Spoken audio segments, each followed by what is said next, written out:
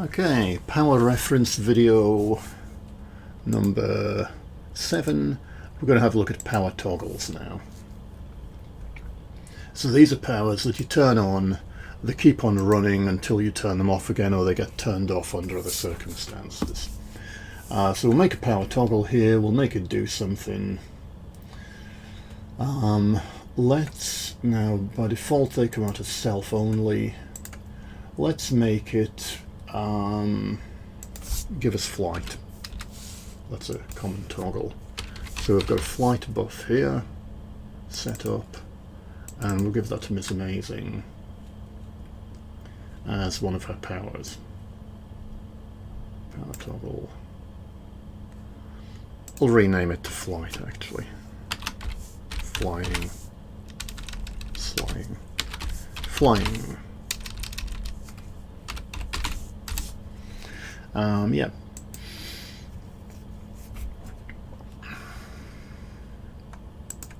So when we use that, it puts the buff on us. You can see the power's active by the way that ring's moving around it. And yeah, that's pretty much what it does. If we press it again, it turns off. Now, has this one, flight, where's the kind of flying, isn't using energy currently, so let's give it an energy cost. Let's give it a fairly brutal energy cost. Say it costs 10 energy to start up, and then 10 energy per second. Oops. We want to make it routing. We'll make it usable while holding an object. And let's have a look at that now.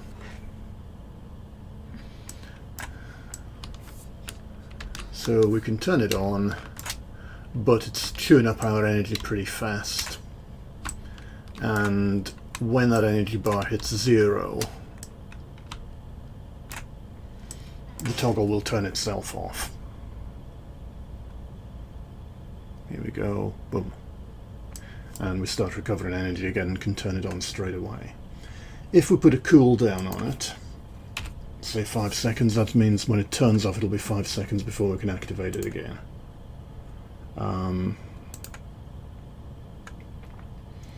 Now what else have we got with toggles? In the power toggle settings, brake condition is held currently, so the toggle turns off if we get held. If we get knocked back, got a knockback robot here, the toggle stays on. So we are still actually flying, believe it or not. I think we'll just have to get out of his range to demonstrate that. There's a hold robot over there that can hold us. Oh, run out of energy, that's right. So if we go and buzz him, is he going to do his thing? No, maybe not. If we get held, then the toggle will turn off. Now we can change what causes it to get turned off. We could say that knockback turns it off as well. Could say damage turns it off. Maybe attacking turns it off, or movement turns it off. So we've got it that knockback and damage will turn off our flight now.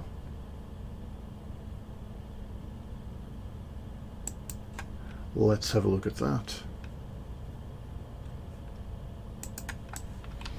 So if we do some, if we can get this on.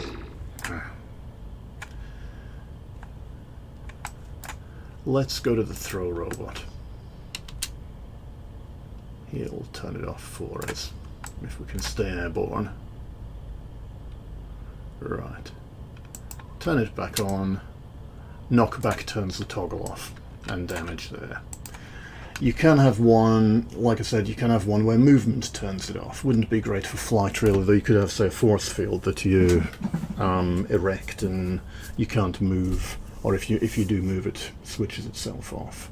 The other option we had there was attacking. You can have a toggle that turns off if you attack. That's useful for stealth, for example, where you break the stealth toggle by attacking. Now we've got groups here. Rather than play around with Miss Amazing with that, I'll just go to the Universe Gun folder and demonstrate with another character. RPG rules, Universe Gun characters Morphet, who has the ability to turn into different forms. So, default character Morphet, drop her in there.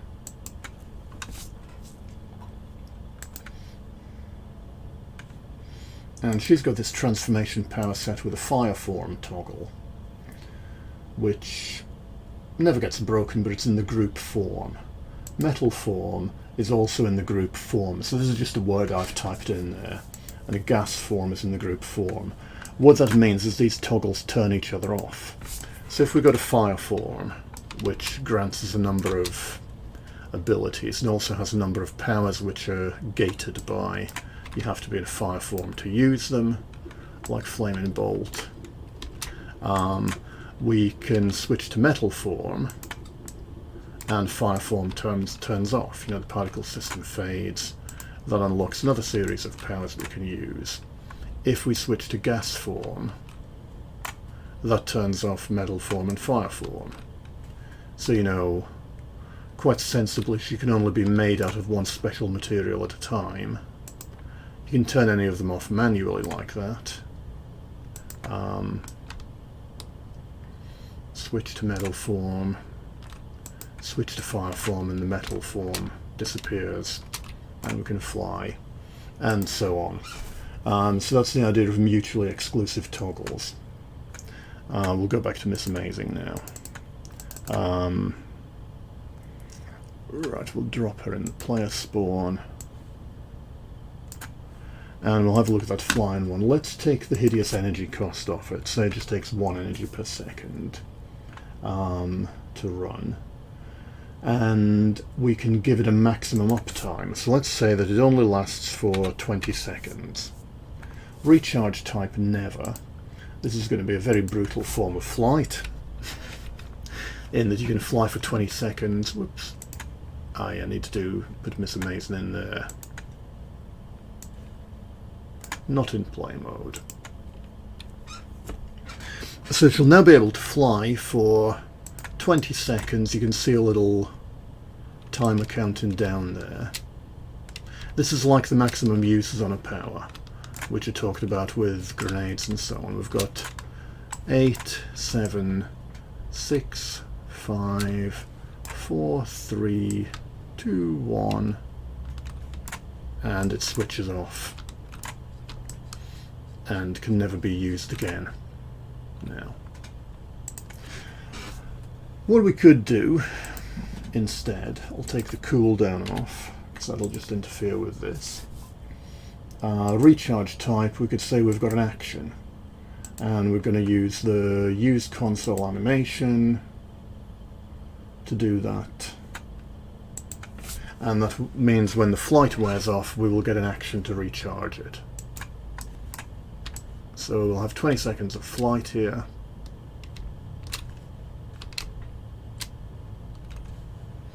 Another 10 to come. And this is just the animation that plays, and we'll see the action come up in a minute. Recharge. Press that. We'll play the animation, and the toggle is recharged. We've got another 20 seconds again. So if you had a character with a jetpack that they have to refuel on a regular basis or wind up again or something, that could work. The main reason I've got that maximum uptime is for unlockable or craftable devices. You can have things in the Universe Gun game like a force field belt that has a minute's charge on it of a defensive buff. Yep, so that's a whole bunch of things about toggles there. Toggles by default set up as self-only. You can of course have a toggle that works on enemies, and then it becomes a power that you can use on someone else, and it keeps running as long as you do, as long as you've got it going. So let's say we could make this toggle target enemies instead. The effects, let's make it make enemies fly, and let's give it a repel, lift up repel, which I think is repel set to carry them straight upwards. So this will be like a sort of anti-gravity toggle now. Go back to where that power was. Fly in. So we'll change this fly in now. We'll change this name to levitation.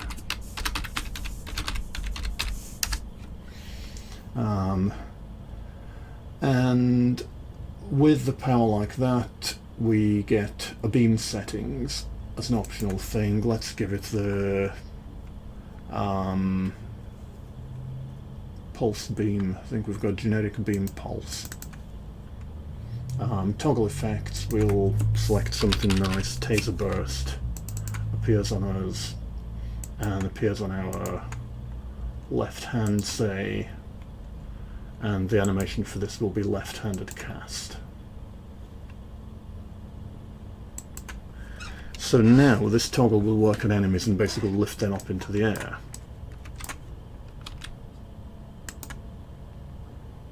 There we go. And it's repelling him upwards. Need to fix how that repel works, I think. And that will keep on going until the toggle wears off. And then it drops him back down again. Moon Girl, for example, does this with her darkness powers, where she creates a darkness aura on a target that lowers their accuracy via a toggle. Toggles are a bit special as attacks like this in that they don't require a hit roll, they don't require an accuracy check, they just happen. As an alternative to that one, we could say have the flames effect. So let's up the energy cost of that a little bit. And now this is a toggle that's going to set the target on fire. And they'll stay on fire, keep taking 3 fire damage per second until we say otherwise. And notice this doesn't have a counter on it. This is basically being controlled by the toggle.